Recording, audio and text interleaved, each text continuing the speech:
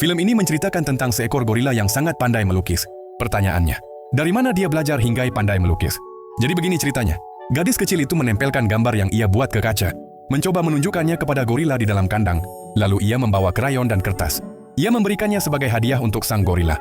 Gorila itu mengambil krayon tersebut. Seolah langsung mendapat sebuah ide, ia mulai menggambar di atas kertas. Setiap hari ia menggambar sesuatu yang berbeda dan meletakkannya di luar agar si gadis bisa melihat hasil gambar-gambar sang gorila. Gadis itu merasa gorila punya bakat melukis. Jadi keesokan harinya ia pun membawa cat air untuk si gorila. Gorila mulai melukis menggunakan cat air. Gerakannya sangat terampil, layaknya seorang seniman.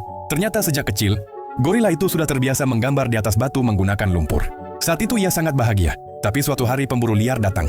Untuk melindungi anaknya, ayah gorila meletakkannya di atas pohon, lalu menyerang para pemburu sendirian, dan sebuah tragedi pun terjadi.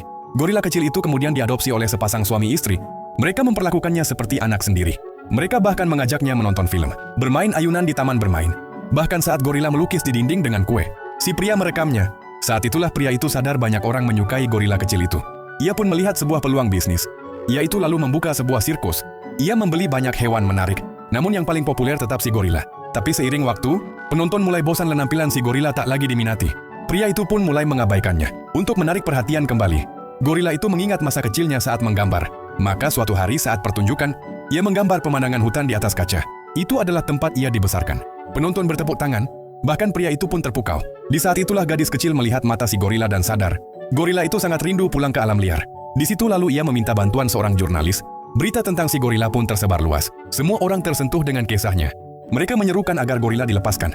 Gorila itu tersenyum. Akhirnya pria itu menghubungi Asosiasi Perlindungan Hewan untuk memulangkan semua hewan ke alam. Sebelum pergi, pria itu masuk ke kandang untuk berpamitan dengan gorila.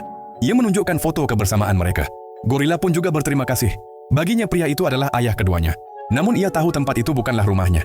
Keesokan harinya, gorila itu dikembalikan ke hutan lindung nasional.